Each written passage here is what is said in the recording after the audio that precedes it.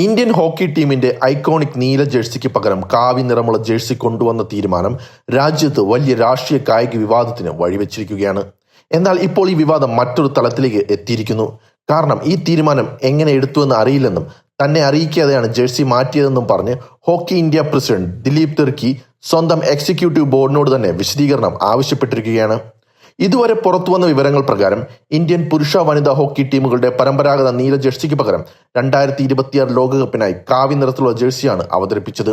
Hockey ഇന്ത്യയുടെ വിശദീകരണം, നീല സിന്തറ്റിക് ടർഫിൽ നീല ജേഴ്സി ധരിക്കുമ്പോൾ കളിക്കാർക്ക് പരസ്പരം തിരിച്ചറിയാൻ ബുദ്ധിമുട്ടുണ്ടാകുന്നതിനാണ് ഈ മാറ്റമെന്നായിരുന്നു. കളിക്കാരും പരിശീലകരും നടത്തിയ ചർച്ചയ്ക്കൊടുവിലാണ് ഈ തീരുമാനമെടുത്തതെന്നും സംഘടന അറിയിച്ചു.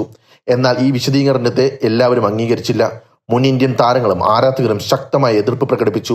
ഇന്ത്യൻ ഹോക്കിയുടെ വ്യക്തിത്വം തന്നെ നീല ജേഴ്സിയാണെന്നും അതിനെ മാറ്റുന്നത് പാരമ്പര്യത്തെ തകർക്കുന്നതാണെന്നും അവർ അഭിപ്രായപ്പെട്ടു. ഇതിനിടെയാണ് ഏറ്റവും നിർണായകമായ വെളിപ്പെടുത്തൽ പുറത്തുവന്നത്.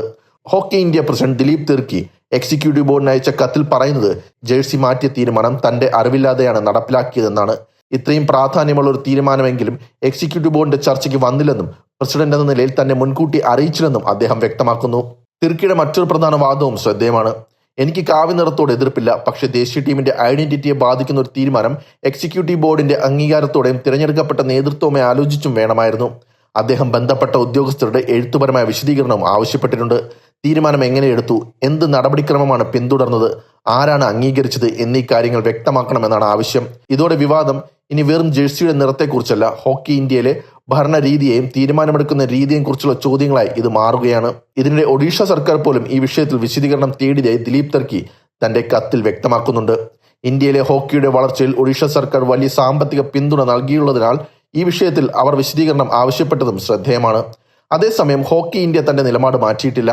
സാങ്കേതിക കാരണങ്ങൾ കൊണ്ടാണ് ജേഴ്സി മാറ്റിയതെന്നും ഇത് രാഷ്ട്രീയ തീരുമാനമല്ലെന്നും സംഘടന ആവർത്തിക്കുന്നു.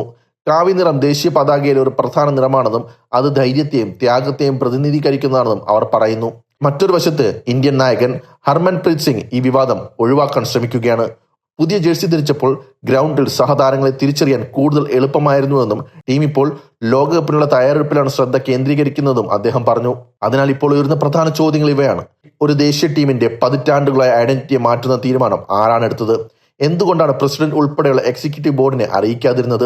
സാങ്കേതിക ആവശ്യകത മാത്രമായിരുന്നോ കാരണം, അല്ലെങ്കിൽ ഭരണപരമായ വീഴ്ചയുണ്ടായോ?